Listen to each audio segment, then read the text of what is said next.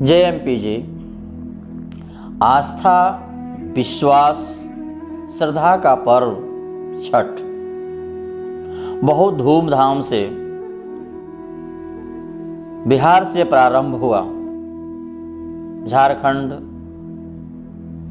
धीरे धीरे पूरे भारतवर्ष में यह पर्व श्रद्धा के साथ मनाया जाता है। यह 3 दिन का पर्व हमारे जीवन को कैसे उज्जवल कर देता है, हमारे भविष्य को कैसे उत्थान करता है।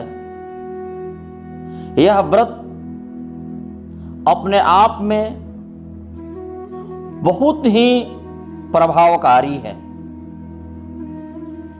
प्रभाव यह है कि धीरे धीरे पूरे भारतवर्ष के लोग आज छठ पर्व को मनाना प्रारंभ कर दिए।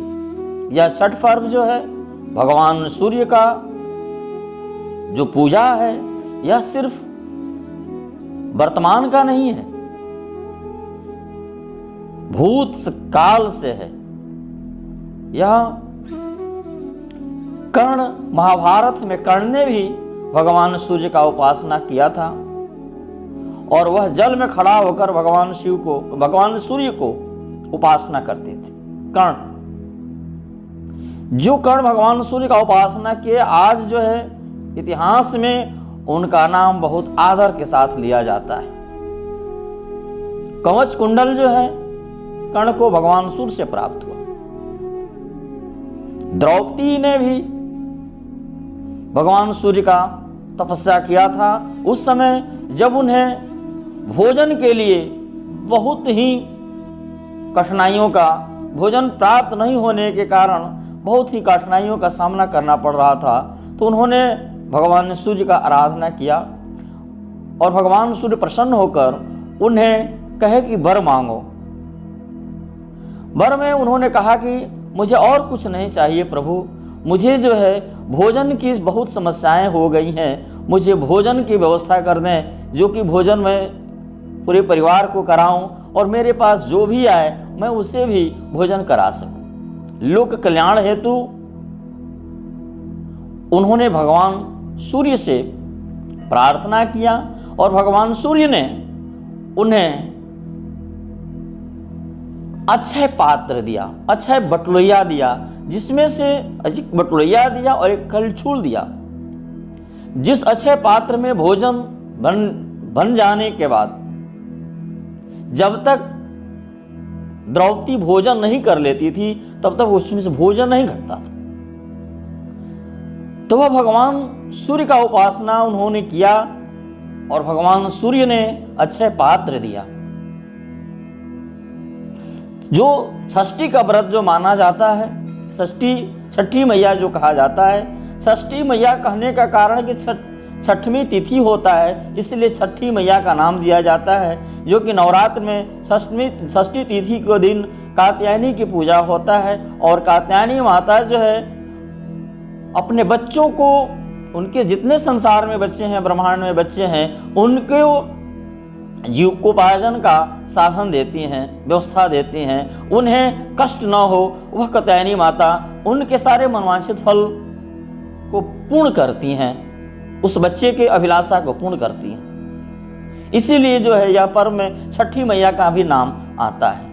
मुख्यतः यह पर्व भगवान सूर्य का है। भगवान सूर्य को उपासना जिन जिन लोगों ने किया उनका मनवांछित फल उन्हें प्राप्त हुआ।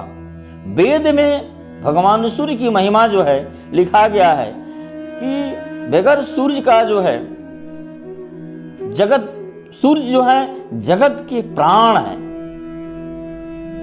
भगवान सूर्य जो है जगत के प्राण है, वेद में उल्लेख किया गया है। तो जगत का जो प्राण है और उस प्राण को अगर हम तपस्या करते हैं तो हमारा जीवन क्यों नहीं उज्जवल होगा, निश्चित उज्जवल होगा। भगवान सूर्य की उपासना के लिए आप गरीब से गरीब, अमीर से अमीर कोई भी कर सकता है। यह पर्व प्रकृति से जुड़ने का पर्व है, प्रकृति से लगाव का यह पर्व। पर्व प्रारंभ होने से पहले 4 दिन 5 दिन पहले से ही लोग उपवास रहता है, अपने घर को साफ सफाई करता है और जो चीज जो भी उनके प्रसाद में मिलता है वह भी चढ़ाते हैं भगवान सूर्य को, और भगवान सूर्य जो है प्रसन्न होते हैं। तो मात्र 3 दिन का पर्व आपके 365 दिन का फल दे सकता है। आप इस पर्व को करें, विश्वास रखें, आपका भी मनोवांछित फल भगवान सूर्य जो है आपके भी मनोकामना को निश्चित पूर्ण करेंगे। आप श्रद्धा, विश्वास, आस्था के साथ उनके पर्व को मनाएं, भगवान सूर्य का ध्यान करें। मुख्यतः प्रसाद में ठेकुआ प्रमुख प्रसाद है। ठेकुआ है, आप जो है घरों में बनता है ठेकुआ, आम के लकड़ी पर जो है उसे मिट्टी के चूल्हा पर उसे बनाया जाता है ठेकुआ। तो देखिए प्रकृति से कितना जुड़ाव है। आज इतनी भाग दौड़ भरी जिंदगी में भी, भाग दौड़ भरा समय में भी हम प्रकृति से जुड़ रहे हैं। सूप भी एक जो है प्रकृति से जुड़ने का वो है। गंगा जी में हम जल में जो है अर्घ्य देने के लिए जाते हैं तो जल में खड़ा होकर भगवान सूर्य का ध्यान करते हैं, हे भगवान सूर्य आप मेरा कल्याण कर।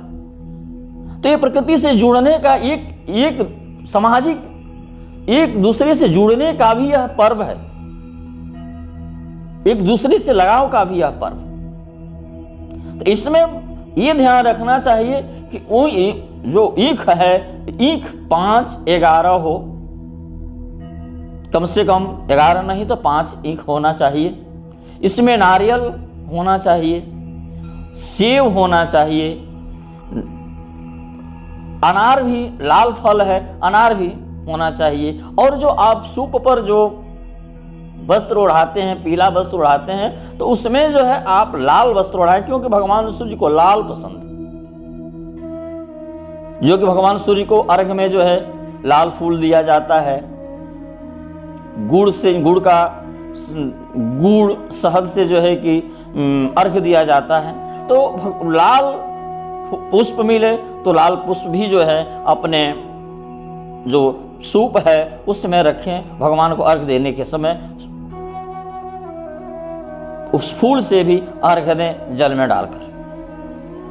तो भगवान सूर्य का एक बहुत सरल तरीका से आप जो है व्रत रख सकते हैं। और जब सुबह का जो अर्घ्य होता है उसमें कोशिश करें कि दूध से अर्घ्य जरूर दें, उस जल में दूध दें, दूध मिलाकर दें, भगवान सूर्य का अर्घ्य दें। और यह पर्व बहुत सरल से सरल है, बहुत सरल है। आप कर देखें, इसका लाभ आपके जीवन में निश्चित प्राप्त होगा, निश्चित प्राप्त होगा। धन्यवाद। जय एमपी जी।